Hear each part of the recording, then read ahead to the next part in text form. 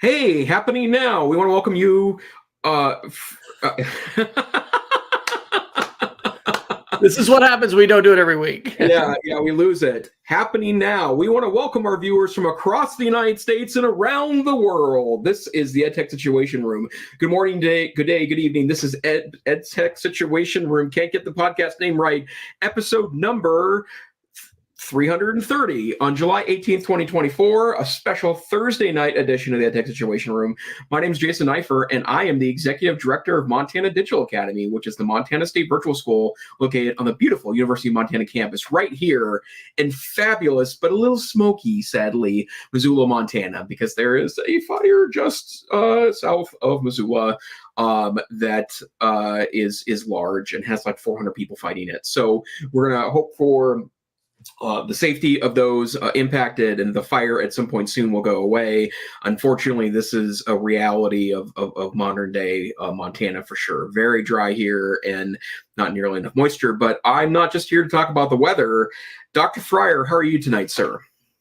I am doing great. I'm glad to be here. And hey, I'm glad to be back on Facebook after having my account suspended for 2 weeks. But I am enjoying summer holiday as a middle school teacher, and I'm continuing to teach STEM and media literacy at Providence Day School in Charlotte, North Carolina, where we've received a little bit of rain the last couple days, but it's been warm, but we're not having to worry about wildfires. So I feel for you there. Well, Dr. Fryer, what is this about? Why are we here, even though we haven't been for a month? You know, we've missed a few episodes, but hey, at least we're up to date on our posts. So, wow, do we ever have a list of leaks? We are going to talk about the recent technology news through an educational lens. And oftentimes in the summer, we don't have quite as many news headlines that are technological, but you wouldn't really know that from looking at our list today. So we are always going to talk a bunch about AI and the categories for this show. And you can find these links at edtechsr.com/links. We're going to talk about new AI models, evaluating AI, or I should say we might talk about, because we're not going to talk about all these links. AI and lying, copyright, intellectual property, bad actors and disinformation, AI in education, AI in information, sweet AI tools, and then the latest AI experimentations.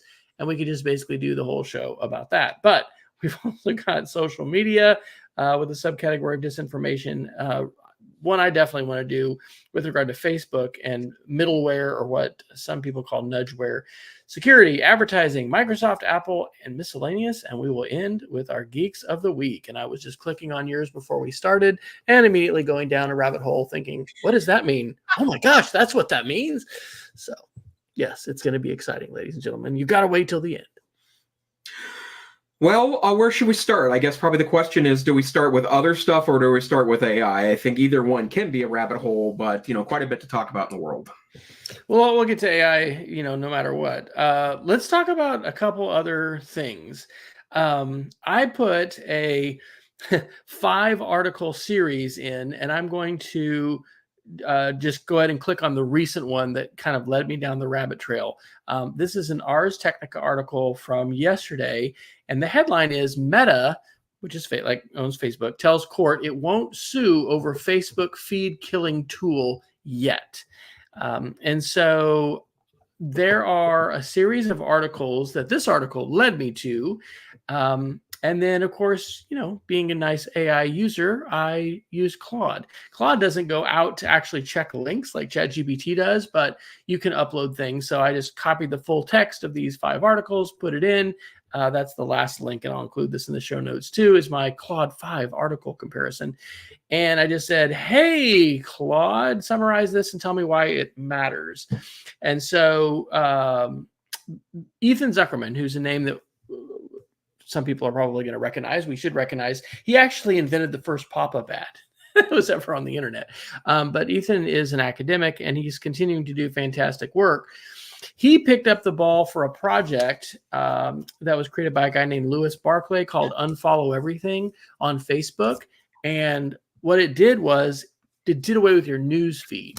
because rather than individually having to go in and say unfollow however many hundreds of things or whatever that you followed, it just did them all at once. And this was a Chrome extension. Well, Facebook, like in 2021, sent them a cease and desist and then kicked them off Facebook, never to be reinstated. And so Ethan Zuckerman, who's with a university, has recreated this or almost recreated this, but he's concerned that Facebook won't allow him to do this. And so he has filed a lawsuit along with, I guess, the university, and it's seeking something called declaratory judgment. And it has a unique feature because based on Section 230, he is claiming that by creating this basically filter, which is in the words of one of the other authors, Mike Masnick, I've got his Tech article linked in here as well.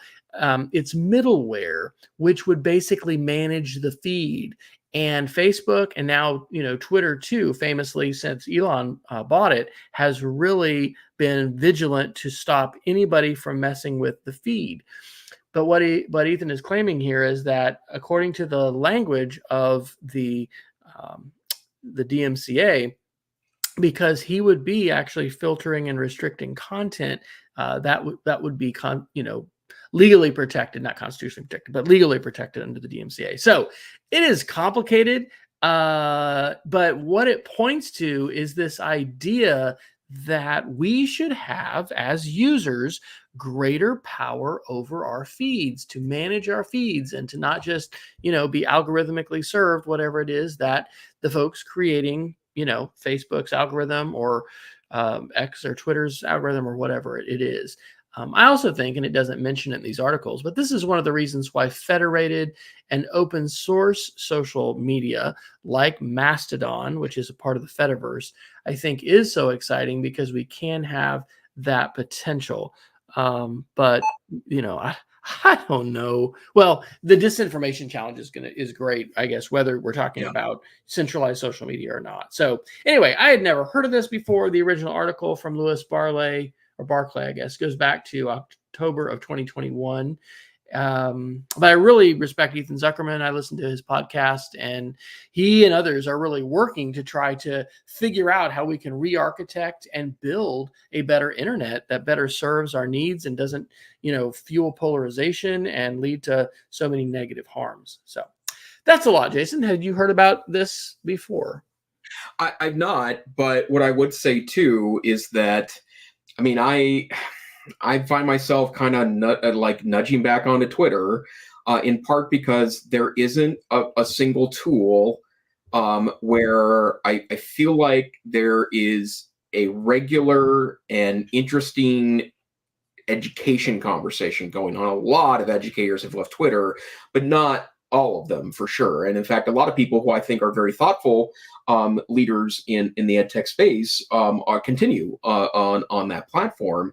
And I was thinking about this the other day. Like, it's a really tough thing from the standpoint of where there's audience versus trying to cobble together the same conversation over 7 different tools, right? If I'm on a Bluebird and on a Mastodon and all of Threads is another place where there's some conversation going on, not a ton. Are you talking about Blue Sky or Bluebird? Is there a Bluebird? Well, I was talking about Blue Sky, and that tells you how much I check it based on the fact that I just wanted to know if it was a new tool we needed to check out. So. And I do think LinkedIn's better, but it's not. The informal conversation on LinkedIn is not very persuasive at all, actually. And for me, I do think that there is, something to be said about having enough people to make it worth your time. And I still remember this. I used to laugh because when I first got on Twitter a long time ago and used it in context of professional development work I was doing in and around Montana, the joke would be that, when you, Wes, or one of the more A-list ed techers would put something out over Twitter to say, hey, I'm in a workshop right now, say hi, to the people in the workshop, and they get like 30 responses, I would get like 2 or 1, or in fact, Wes, I think one time you did actually answer back my call for a howdy hello to that. But over time you build a network, and over time you figure out where you can converse and not, and you get rid of people off your feed to do that. But then Twitter became much more interested in keeping me engaged with the app than it did giving me the information that I desired. And for me, like I don't spend very much time on Mastodon. I wish I spent more time on Mastodon. The app is okay. There's just not an audience there that I can push things to and expect to get much engagement back. And it's not even about the numbers, it's just about the quality of conversation. And but on Mastodon you can control almost everything, right? Like if you want to, in fact, some of the apps have the ability to do all sorts of things with your feed, and that's what is really troubling to me about almost like Facebook pushing back on an app that basically wants to turn your Facebook into something that you want, as opposed to one that keeps you engaged more often. And it's just very troubling. And I don't know what the answer to it is. One of the things the articles highlight, and there's some theorizing, is that perhaps, well, Facebook is arguing, hey, this this app doesn't even exist, so how can the court rule when this this hasn't even been created yet? I mean, an earlier version of it was created, but part of it, I guess, has to do with scraping the web. And Facebook and every other AI company, basically, I think, is scraping content and violating terms of service. And so this is not just for individuals. It also has to do with researchers and whether you have access to be able to know what the algorithm's doing. There's another article we might get to in the copyright area that is talking about an exemption to DMCA with regard to folks that basically jailbreak AI platforms. We need to know things about these tools. Yeah. And, if we think back to the 2020 election, here we are, a few months away from 2024 presidential election. It was really challenging because we are served different versions of advertisements, and we see a different algorithmically curated web. Yeah. Now, I will also say, Jason, and I guess I'm going to go ahead and mention it, but I was going to overshare with Geeks of the Week, and I was like, no, I'm not. So I decided unspoken links. So I need to talk about it later, but I did listen to all of Renee DiResta's brand new book, Invisible Rulers, The People Who Turn Lies into Reality. And she had me wondering if I should possibly continue to use Twitter, because of the importance of balancing voices and, just participating in conversations. I'm not, but it is challenging. And I want to definitely, not that you're waiting for my permission or whatever, but hey, just because I've made a choice, please make your own choice. I think everybody needs to make their own choice. There are good reasons for and against. And, I do think that the way in which people have been replatformed to Twitter and the decisions that have been made at a corporate level to try and not block disinformation and misinformation and actually to try and amplify it is it's really bad. I mean, it's harmed society and it's going to continue. But I think it is challenging, and we are in this fractured environment, and we're not going to have, I think we can say with confidence, we're not going to have a successor to Twitter that's going to emerge and suddenly, hey, everyone's going to be on it. Because even if we did, there are so many challenges that happen when you have an algorithm like this that can be gamed and it can be weaponized. And that is what Renee DiResta, oh my gosh, talked about so well in her book. I've got to do a review of it. It is absolutely the best media literacy book I've ever read, and it gives the best overall picture of the weaponized and very, very different media landscape we have today. because of not only, quote, the internet, but because of the way algorithmically curated feeds allow for groups to really, extremist groups to hijack the conversation and then be a part, therefore, of mainstream media conversation. And it's such a part of the polarized society and culture that we're living in today. And these are things we got to figure out, because if we simply said, oh, here's an open source Twitter, it'll be just like it, except it's, not owned by somebody. It would be weaponized and just messed up, I guess, the way that well, and let's not forget that social media has been actively used against us countless numbers of times over the past 15 years, right? And this podcast started before the 2016 election, and I even look back to do this. I just remember all of our discussions about Cambridge Analytica and the shocking amount of data that was fetched on folks to create, misinformation, disinformation plays around the world. And the bottom line is that our democracy is at stake. And I'd like to think that if we can create this terrible situation, we can uncreate it if we push back hard enough. But I don't know what that even looks like, right? And I will say, Facebook in general looks better to me than it did, say 2 or 3 years ago. I hardly see anything political on there anymore, and I don't exactly know what that means or why, but the bottom line is that it's a different place than it used to be, but I don't trust it still, right? It is the place I go for connections to my friends and family, and that's the reason why I'm so on there for sure, right? But the social media question also for me means that we have to be extra careful with AI then, right? Like I think AI makes social media look like almost quaint in its potential, but that just means that we have to be more proactive going into this, and we're not going to get the benefit of 10 years of time to figure out where this fits into all this process. So we just need to be very thoughtful about that. If you don't mind, here's another social media one, and then you give us an article that you want to do next. This is from the Associated Press today on July 18th. It's called "One Screen, Two Movies: Conflicting Conspiracy Theories Emerge from the Trump Rally Shooting." And the article is by David Klepper. It quotes Kate Starbird, who is a researcher at the University of Washington, along with Renee DiResta. I think Renee's up there. She was with the Stanford Internet Observatory for quite a while. And this is, again, a sign of the times. And in fact, I'm going to talk about this article in the 2-week course that starts on Sunday called Teaching the Conspiracies, Part 2.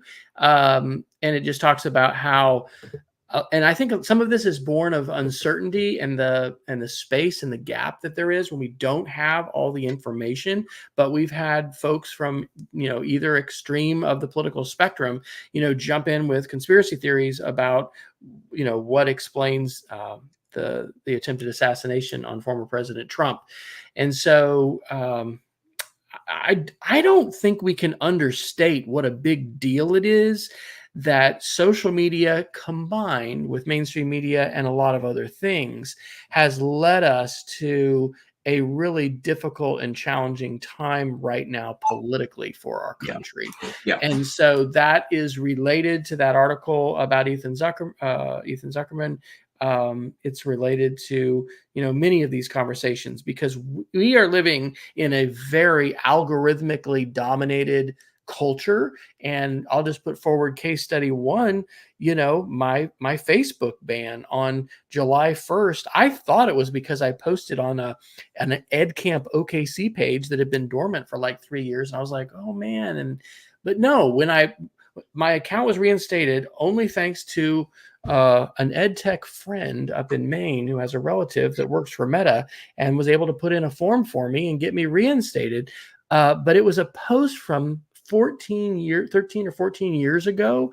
where it was some kind of a post that referenced web scraping, but it was not trying to solicit people's information. So it was an algorithm that had been put into place and found a, over decade old post and said, you violated the rules, you're out. Anyway, that's another example. But algorithms play a huge role in our society. This is part of the reason why, bring it to the educational standpoint, we need to be teaching coding. We need to be teaching computational thinking. We have got to get beyond the algebra 1, algebra 2, geometry, trig, calc, series of math, and we've got to get into real computational thinking and grappling with code, because it really plays a huge role in our lives, and that role is just going to continue to increase in the years ahead. A 14-year article. Yeah.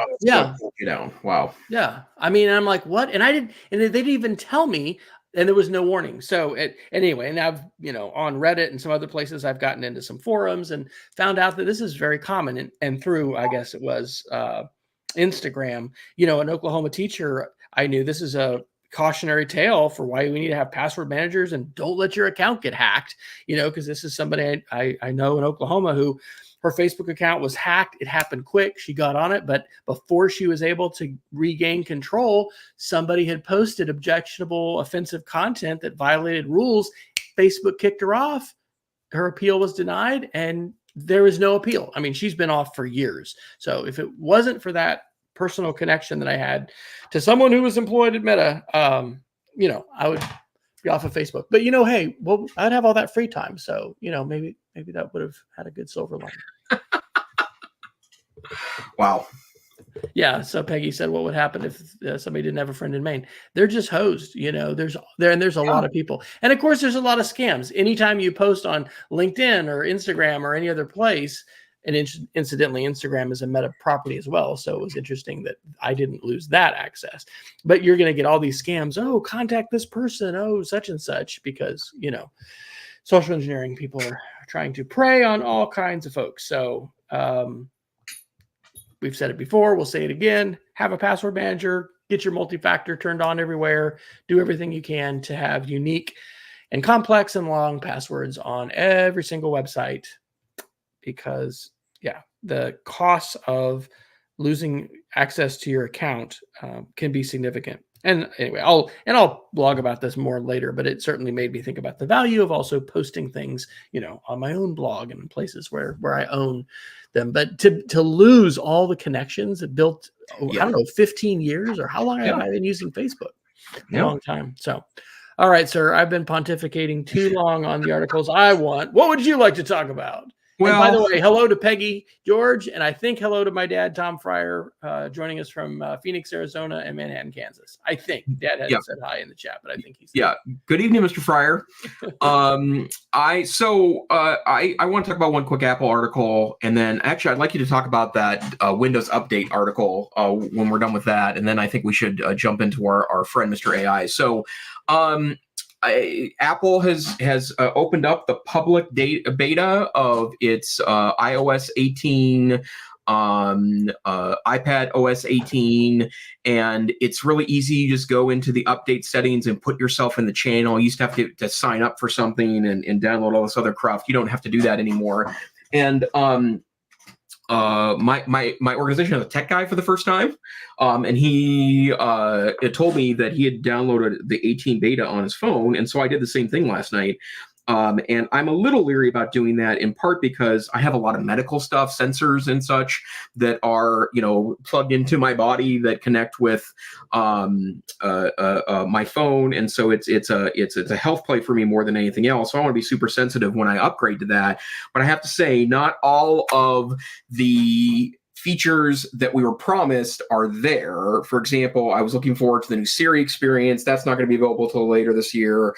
I knew that the Apple Intelligence stuff wasn't going to be available for some time, maybe even early next year. I'm hearing it on some places, but if you like to live on the edge a little bit, there are some beautiful visual updates to iOS 18 and some nice new functionality if you use Apple smart home devices or something plugged into that, and so far so good. So again, I'm not saying you should do this, especially if you don't have other devices to back up onto, but yeah, it's available now. And if you're an Apple person and maybe you have an iPad that you don't absolutely rely on, so far it seems very stable and probably worth your time. Sounds good. I've said this before too. I'm very much looking forward to what Apple is going to do in the AI space. I don't know if this is happening to you, Jason, but I am so frustrated with the Google Assistant and with Siri now because I'm getting so spoiled talking to ChatGPT, and I'm talking to ChatGPT on my iPhone app. And sometimes I get a little frustrated with it as well, but oh my gosh. I guess I'm just really sort of trying to act like we're in the Star Trek world where we're just able to talk to the computer and it can do almost anything. And it can't, but the things that it can do are phenomenal. And so when you go back to talk to Siri, it's like you're stepping back into the Stone Age. And even the Google Assistant, as we might have mentioned on the show a while back, it seems to have gotten worse, not better, which is like, how are you? What's this? Because all the developers have gone over to Gemini. So, I'm hopeful that we're going to see some good things from Apple. And then also it's sort of like using a separate, using Google Maps instead of Apple Maps, or using the Chrome browser on your iPhone instead of Safari. I want to use ChatGPT. I want to use other models. And so hopefully it's going to be a good move for Apple. But yeah, it's always a risk whenever you're installing that beta software. But hey, that's why they do it, to let people, give it a try and give them feedback. And that's part of the development cycle. So it'll be interesting to hear what you have to say here in a couple of weeks after you've been using it for a while. Absolutely. Okay, and how about that article on Windows updates? Okay, well, the good news is this may not affect a lot of people, but Microsoft, this is from ZDNet today. Microsoft is changing how it delivers Windows updates for things you need to know. And the first thing is it's only going to affect Windows 11. So if you're still running Windows 10 or you haven't upgraded, don't worry about it. They're going to still have their Patch Tuesday updates, but it's going to be incremental, but it's probably going to be in the background. But as far as folks that manage lots and lots of Windows 11 machines, I guess in terms of network impact and just having so many layered updates in a single one, it sounds like they're basically chunking it. And so anyway, it's something that'll affect some folks out there, but it may not affect a lot of us. You may not notice it. Yeah. Well, and why we talk about, I'm setting up a new Windows 11, not a new machine, but a new to me machine with Windows 11 to play around with it, in part because I'm feeling like I'm falling behind just a little bit. So, okay, shall we AI some stuff? Let's do it. Where do you want to go first? Well, there's some breaking news. OpenAI announced today a new model release that's referred to as ChatGPT 4.0 Mini. And for those of you that have kept track of this over time, ChatGPT 3.5 was released November 2022. Then in 2023, ChatGPT 4 was released. I think it was March of that year, and 3.5 became the free model, and 4 became the pay-for model. And then earlier this year, they released the 4.0 model, which is their best model. And there's some functionality available to you for free, but it's very limited. It's just a relatively few chats a day. And now they've replaced GPT 3.5. So the free version that was free and relatively unlimited, they've now replaced that with GPT 4.0 Mini. And the idea here is that you can access a lot of the functionality that used to be under a paywall or behind a paywall in GPT 4.0. And I spent a sum total of like 11 minutes playing with it today. It seems like it's pretty darn functional. I could usually tell what was a output from GPT 3.5 because there was, in my mind, some telltale signs about the way it responded to questions and queries. I did not spot those same things in some of the sample prompts I regularly use to test when I'm just playing briefly with a model. But part of the point that I want to make with this is that I just heard so many things last year about, AI isn't available to people under the age of 13, or only bad AI is available for free, or all these potential ways that we would be saved, I'll put in quotation marks, from AI because of potential restrictions that are perceived to exist. And the bottom line is that AI is in most mainstream tools now, and even the ones that are, I would say that accessing these tools directly is a little more esoteric than accessing it in context of like a Google search or in Google Docs or in Microsoft Word with Copilot integrated into it. And there's just no block on that anymore. And so whether we like it or not, these tools are, available everywhere. And, not that you have to necessarily worry about them daily in your classroom, but if you're not thinking about how this changes teaching and learning, because you perceive that it's just not going to impact your classroom directly, I just don't think that's true. And so another great model now available, and this means that Enforo or the ChatGPT 3 backs a lot of the free and inexpensive tools out there as well, because it's so cheap to access from OpenAI. So I'm assuming that things like Magic School, which I believe uses ChatGPT 3.5 with a lot of tweaks, will absolutely be a better because they have access to these more advanced models. And one example of that is now GPT 4o Mini has access to vision, so you can upload documents and photos to it. And this is silly for sure, but I mean, as an example of so as part of, we hosted a symposium at the University of Montana this week called Innovation Runs Through It. About 110 people showed up from that, I think from 8 different states, and wonderful conversations. And I got to meet face-to-face some wonderful people in the space, including Dr. Tori Trust from the University of Massachusetts Amherst, who we brought in as a featured speaker. And she was amazing and really interesting to listen to. But one of the things that last night I was at a local brewery in town, hosting a table of attendees, and they had this massive sign with all their beer names on it. And we were told by the wait staff that they were all TV and movie references, and we couldn't figure out most of them. And we were typing in individual things into it, like, what does this refer to, into Google? So I just took a photo of the entire beer menu, and I asked both ChatGPT and Claude to look at all these beer names and tell me what the TV and movie reference is. And as it turns out, it nailed about 85% of them. No typing, it's seconds to set it up to spit the information back. And that's a silly example, but imagine, a very serious task. And I will tell you, it's really a game changer. And Peggy, if Dr. Trust is any indication, you have an amazing alma mater. So she was just such a great speaker and really thoughtful contributor to the AI and education conversation. So bravo to you and your alma mater.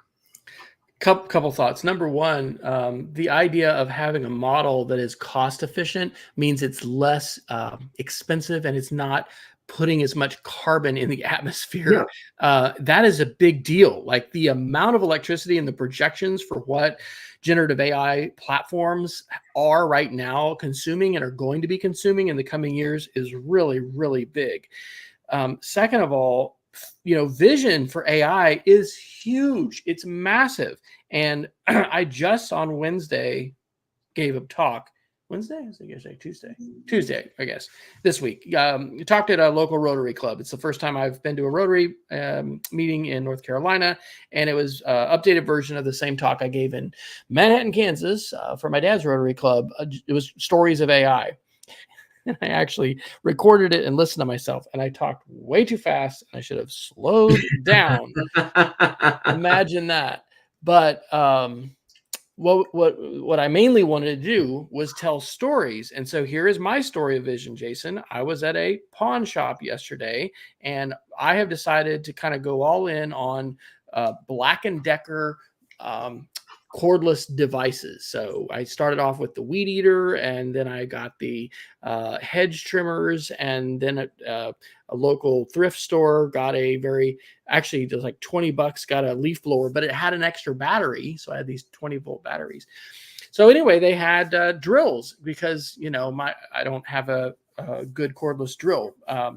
And so what I wanted to do is find out if it would be compatible with my battery. So I simply, took a couple pictures of the drill, including the side of it. And I said, hey, tell me about this. Is this going to be compatible with my 20-volt, batteries that I have existing? And it told me about it, and it said no. And it even told me, well, the prices, that's going to be on the high end. If it was this price, it'd be better. I mean, it's phenomenal to be able to do this. And I think part of the mind shift that we all need to make, and I'm making it now, is just about whenever I have a problem, a specific challenge that I'm like, I wonder about that.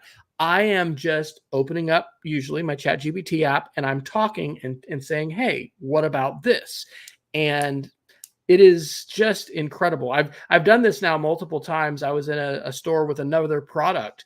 And again, I said, tell me about this. And with prices, wanting to know what the ballpark range of that is, and being able to do these real specific questions, things that you just can't get from Google. So if you haven't downloaded the ChatGPT app, do it. You have to create an account, but as Jason said, you do not have to, be paying to use it, a lot.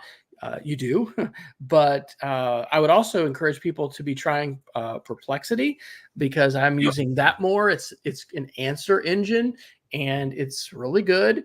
And then the other one, the two that I'm paying for are still ChatGPT, and then Ideogram, which is just the visuals. I've really stopped trying to generate images with ChatGPT, and I just go to Ideogram. But these are game changers. And last thought on this, I will go so far as to say this may be the most challenging school year we've ever had with respect to the disruption of technology, because I do not think most of us as teachers, myself included, have fully wrapped our heads around what this means for assessment and student work. And we have not adjusted our headspace or our assignments. And the vast majority of students are going to have access to these tools, and they're going to be using these tools. So I think it's going to be exciting, and there's going to be positives to it, but I think it's going to be really, really challenging. I happen to know a school that considers it an honor violation to use, what's the Grammarly. Grammarly. Yeah. And it's like, wait a second, if you're not allowing kids to use Grammarly, then what are you going to be doing when everyone's got access to ChatGPT? Yeah, and again, I do feel like sometimes the people that are most against this, I think that those of us advocating to be thoughtful and engaged in this conversation, are okay with plagiarism, or okay with students substituting a tool for their own critical thinking. Of course, we're not advocating for that at all. In fact, if anything, I am very concerned that we might be integrating some pretty silly things into classrooms if we dismiss the concept of writing, right? And although I do think that there could be a lot of great, interesting alternatives to the classic essay, I still think the essay provides an extraordinary opportunity for the organization of thoughts, for critical thinking, for making arguments. I don't think it should be the gold standard for every critical thinking exercise, for sure. I think we can do better than that to engage our kids. But none of us in this particular space are advocating for this, and are advocating for ignoring the important things that we know are important for learning. But that doesn't diminish the fact that these tools are going to be available to our students whether we like it or not, and we can't just bury our heads in the sand. Yeah, absolutely. All right, what next? Well, let's see. Let me talk a little bit about some new tools that I've played around with in the last couple of weeks. Some of them are new, and others of them are just updates. First of all, School AI is a tool that I'd already had bookmarked in my kind of play with this when you get time folder.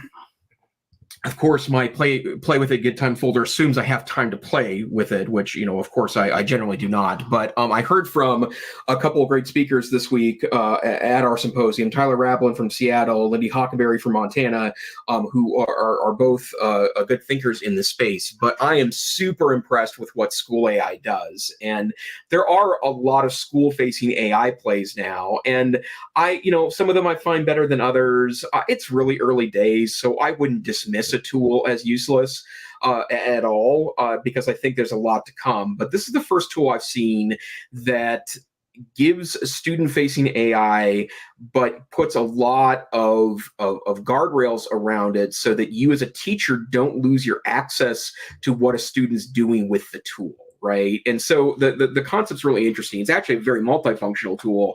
And I'm still exploring what some of these things are.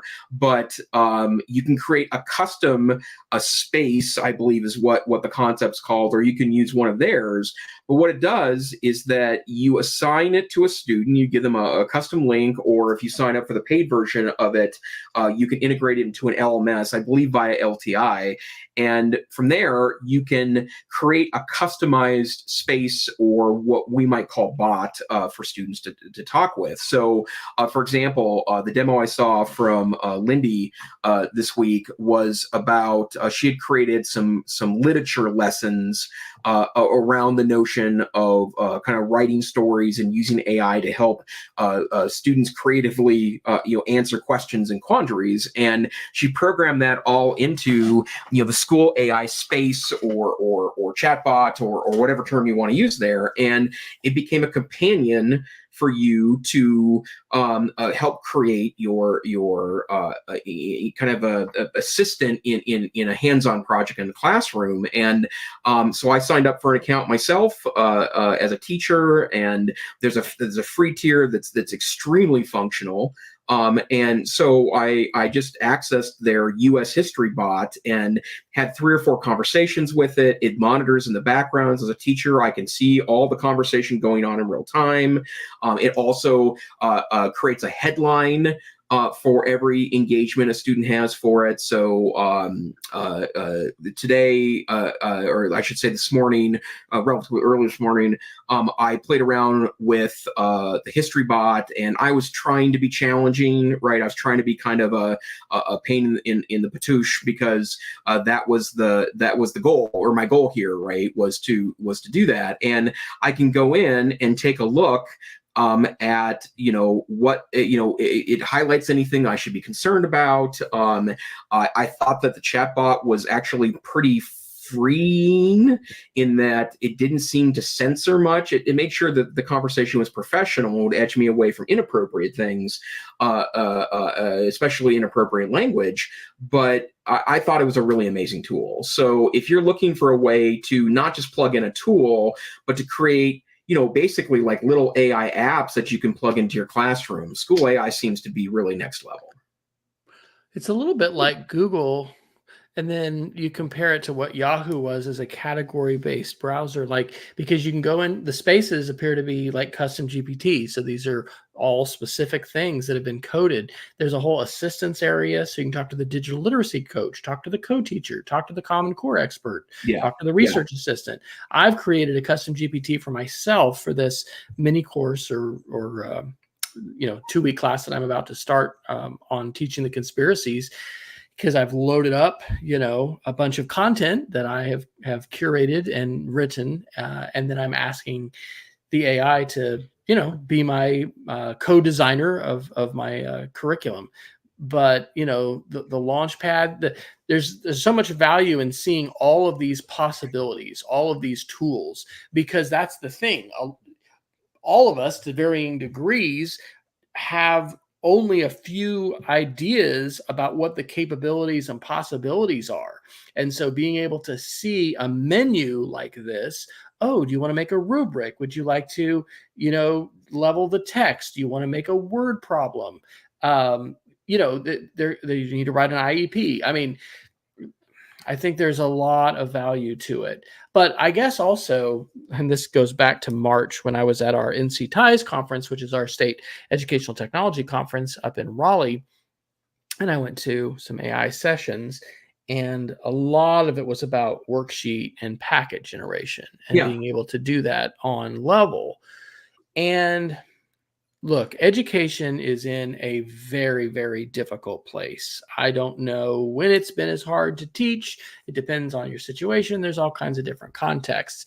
And so I do not in any way want to, be looking down my nose at teachers who are making a packet, and because there's all kinds of things we've got to do, and we're all in different situations with respect to curriculum and expectations, etc.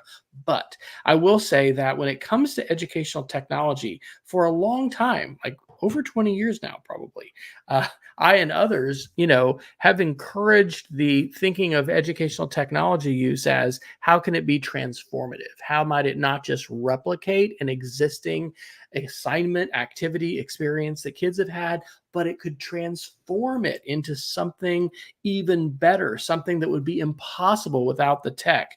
And I think that same kind of, and I think, Apple had their Apple Classrooms tomorrow, but that was, I'm trying to think of what the other frameworks and models are. Jason, you can help me. But when you've got the accommodation, substitution, what am I trying to think of that's really well known for this? That's a level of looking at technology integration. My brain is now 53 years old. Oh, are you talking about the SAMR model? Thank you. Yes, I am. So SAMR, is it going to just be substitutionary, or is it going to take us to new places where we couldn't go before? And so anyway, it's going to be challenging. So I think it's good to bring in frameworks like that, though, and be considering, how the possibilities can be extended. So, but thanks for letting me know about that. I think Flint AI is somewhat similar, and it's the one I dropped it in that our school has been looking at, as I've heard a rumor about that. So, yeah. Okay, let me see if there's anything else here before I kind of toss it back to you and we can clean up. I can't believe we're almost at the top of the hour already. These were other tools that I was just focused on. The first one on my list. Google released a new tool this week that's called Google Vids, and I don't know if it's universally available, in part because I was told that I was in the beta now, right? And now I can't seem to access it, even though I was using it. But Google Vids is a really interesting product because you basically get a Google a Google like Google Docs like interface. And you type in some information on what you're looking for, it creates a slideshow, and then you narrate the slideshow. So in other words, it gives you a script and it's in your voice, right? And I use my standard. I almost all of my experimentations with AI, I stick with two topics because both I've taught the content before, so I feel like that's an advantage to me for sure. And then secondarily, I also am very interested in the different responses from the various models, right? So I can compare it pretty easily that way. And so I asked it for a what are the causes of World War I video, and it creates a script for you to read, and it can tell what you're reading, right? Because it's following along with you and listening to you to make sure that you're doing what the script is. And you can go and replace images or cut the section out or re-record the section, and then you can export that to a video. And it's pretty good. I mean, it's a kind of a one-trick pony, but I think it's a good example of why things could be interesting and or complicated with more performative assessments in 2024, right? And one of the things I keep saying that I'm not entirely sure is getting heard as much as I hoped it would is that I've heard a lot of people say, you shouldn't be assessing things that you can Google. And I've always thought that while that's generally true, right, it's so much more complex than that, right? Because there are some good places to stick in, multiple choice style learning for sure. And I also firmly believe that knowledge is important, if for no other reason that knowing something beats Googling something about 100% of the time, right? So I think that's something that we need to be very thoughtful about, but it also doesn't answer the AI question, right? Because AI can do this stuff, as it turns out, right? And if a student is making a video to prove their understanding of X, Y, and Z, you might think you can detect it, and maybe you can, but for a student in a bad situation, that it's the last minute, they poorly plan their time, I could see them easily turning to this, especially if we haven't done a very good job of explaining to a student and building in kind of that cognitive capacity approach, where we explain the purpose of what we're learning, and not just that we're learning it. And again, cool tool, maybe not a permanent one in the Google Suite, but certainly a good experimentation. I think I used this in my talk about AI at Rotary this week. It's like, cross-examination policy debate. Being able to see our children, particularly our youngest daughter, 3 years ago, 4 years ago, where all the evidence, all the case points, everything is just on flash drives. It's all digital. You can use the internet live in the round. It's so different from the world that Jason and I were in when we had, Ox boxes and, literal cards that you would cut, and you would, I still have an Ox box sitting in my basement. So. Oh my gosh. Yeah. I mean, it's a world of difference, but here's the thing, okay, you can have all the information in the world at your fingertips, but can you respond to a cross-examination question? Are you going to be able to articulate cogent, answers to an argument, to these positions that somebody else has put forward? What are you going to be able to do with it? And I think that part of what our challenge is in school with assessment is going to be, okay, so you have the world of information at your fingertips, and you can have all of this stuff. I mean, do you remember when it was such a big deal to print information? I remember when we got 9 Planets website, we were using WebWhacker because we didn't even have all our computers connected to the internet. We had one modem in 96. But, it was so exciting. And, kids would bring these printouts. Look what I printed about Saturn, and it's like, well, that's nice, but tell me what you think about Saturn, and what are being able to communicate with, use that information, synthesize, engage in higher order thinking, all of those kinds of things. And I think that education has really not been set up on an assessment basis to assume that, hey, kids are going to have, access to not only all of this information, but also these tools that are going to allow them to answer just about any question that you can throw at them. And so our question is going to be, how do we assess what they know and what they can do? We're not just going to be able to ask them to turn it in on a file or a piece of paper. So, and by the way, Dr. Fryer, I remember the first, in college, I competed in CETA, which is in the mid 90s was basically policy debate, right? It pretended to be something else for a little while. And then it does, everything kind of comes back home to policy, either fortunately or unfortunately, depending on how you look at it. But it was the Universal Declaration of Human Rights topic, which I think was either spring 93 or spring 94. I think it was spring 94. And I went home and used my AOL account to cut a ton of cards, and in Word 94 or something. No, I was still a WordPerfect guy then. So in my WordPerfect word processor, and came back with 60 pages of briefs that I cut over my 4-week Christmas vacation. I had it so good in college, and it was extraordinary, right, in comparison to the long hours we spent literally pasting or taping, cards to briefs and then putting them through the copy machine. Yeah, it was really pretty stunning stuff. Oh my gosh. Well, back to that Google Vids, that is incredible, and I'm going to drop into our show notes this latest blog post that they have, which is called "Empowering Businesses of All Sides with New Generative AI and Security Innovations in Google Workspace." But the exciting part is fueling storytelling at work with AI-powered video. And I've already been wanting this and trying to find this, where here is my script, here's my outline, here's my rough draft. I want images that go with this. I want narration that goes with this. And, just the ability to have your workflow turbocharged and getting these superhero tools at your fingertips, especially when it comes to creative work, media work. Man, yeah. I remember when you didn't even have what you see is what you get. You had carrots. I was a WordStar guy back in the day. Zenith 286 with the amber screen.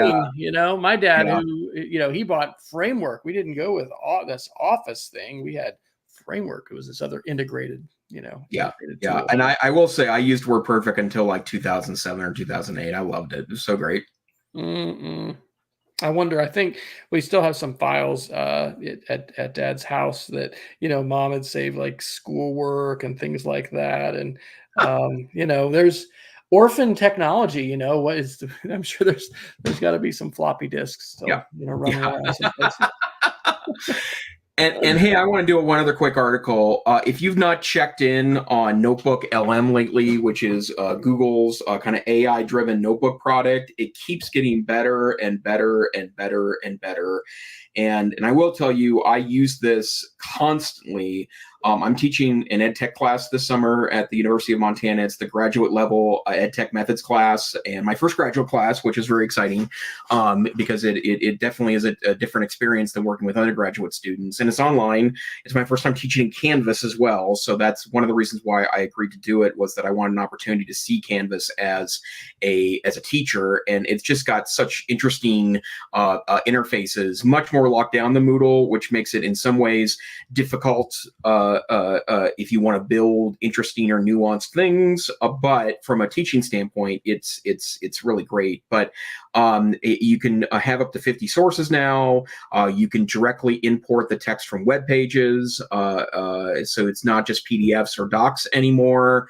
It's really quite extraordinary. And especially if you are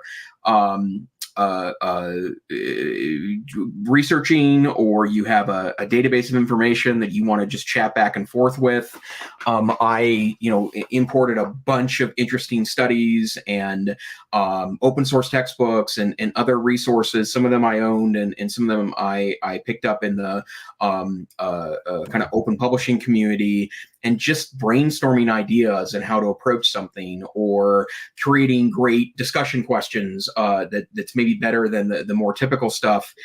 Really quite great. And so if you are a researcher or a person that regularly collects knowledge to engage with, Notebook LM is, I think, the best free tool available for kind of a research component. Do you think it's better than custom GPT as far as like having a designer, like, hey, I want you to be my co-designer of this course?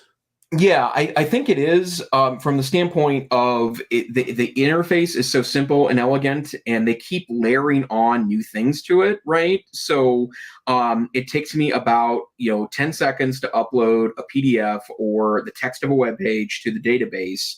And it's added a bunch of new features. It will give you a table of contents of all your information now, a study guide or a briefing document, or frequently asked questions, or a timeline. It has all these kind of pre-built in pieces. But even today, I was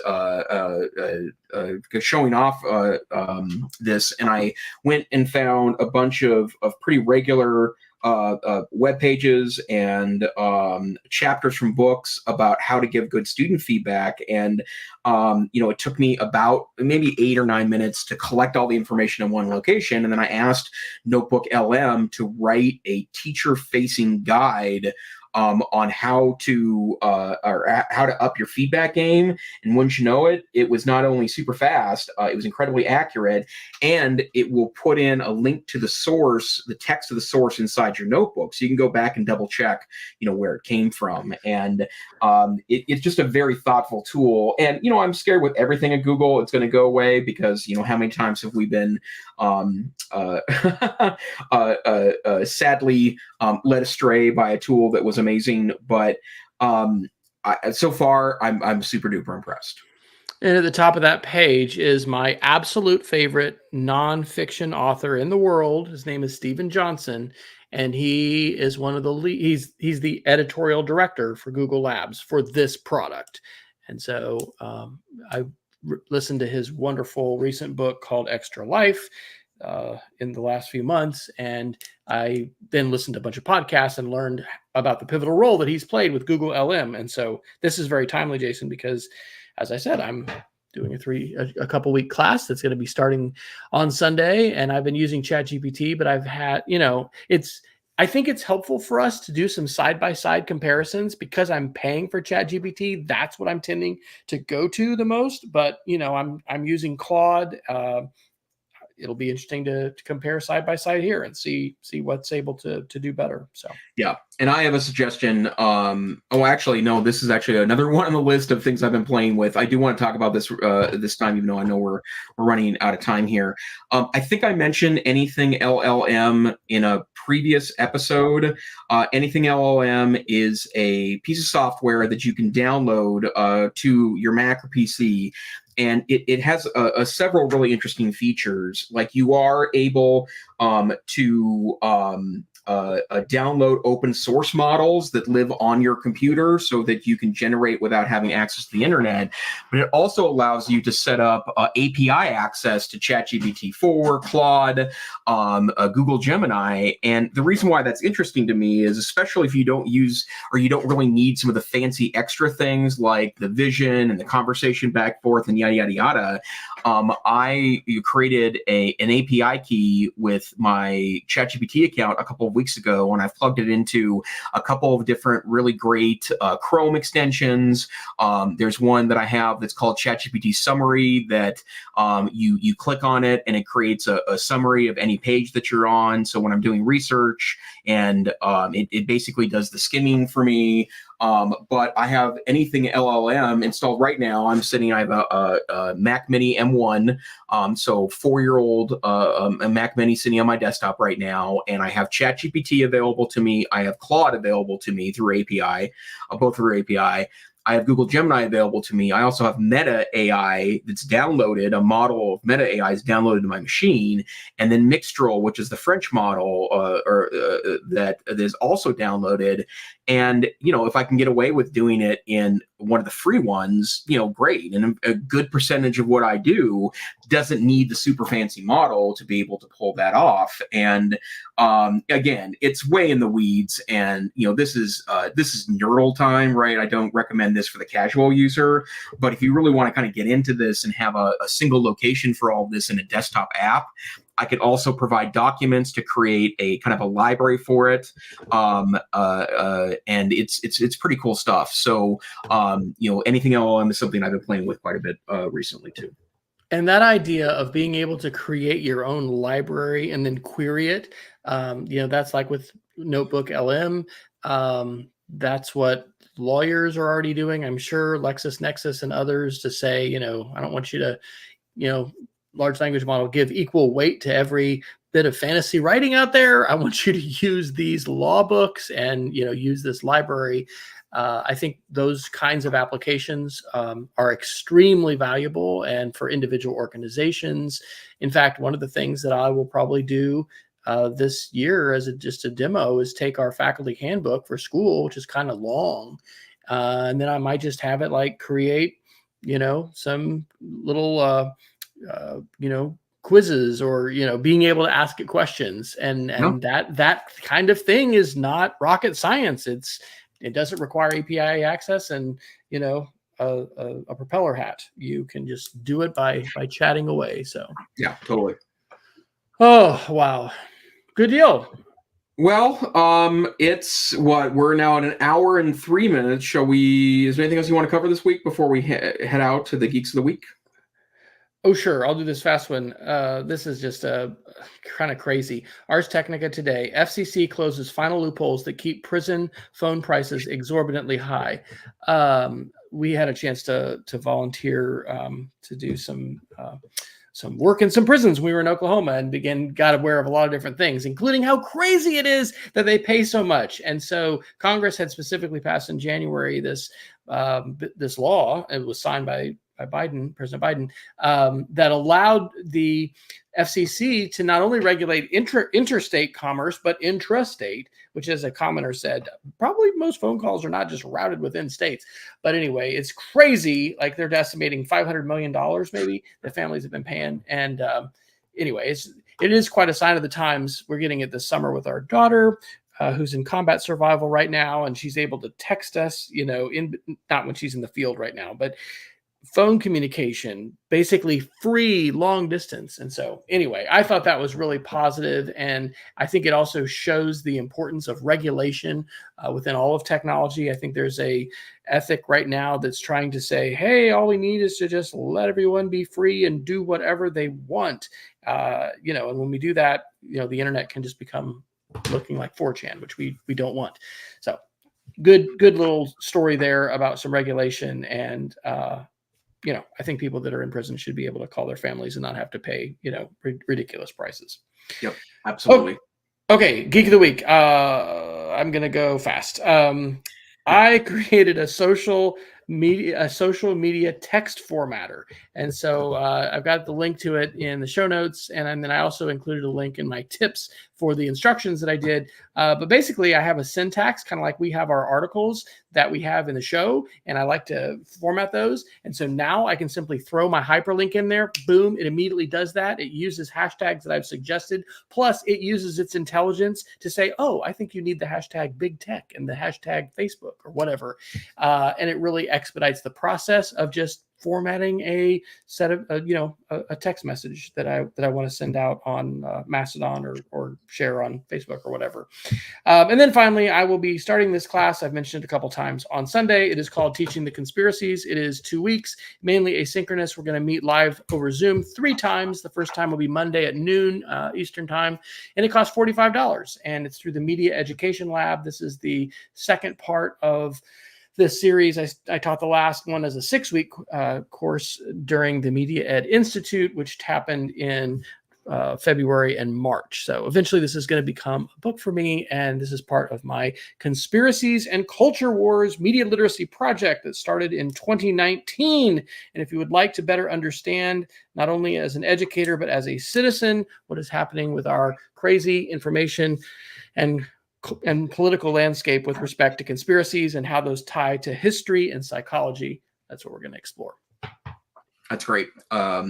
And I couldn't recommend that more. I know I've heard you talk about topics adjacent to this, and I love your passion on this first, Dr. Fryer, but I think it's really admirable to be doing this with the age of students you're working with, all the work you've done with middle school students, particularly in this area. I just think that it's a really good model.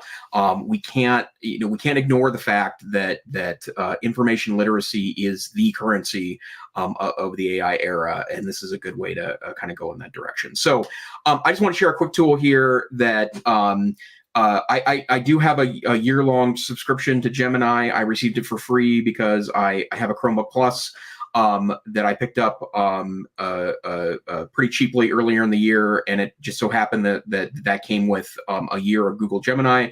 But what I find is that I like using what's referred to as the AI Studio from Google better, because it's a little more technical, but you can share in the Gemini 1.9 model, 1.5 model, up to 2 million tokens. And what that is effectively is somewhere around like 10 or 15 books. Or last week I uploaded a full 1-hour video that it was able not only to read and create a transcript for me, but I was able to then rewrite that into a more or less of an article. And the reason why I did it is because it was a video that I was sharing with my graduate students at the University of Montana.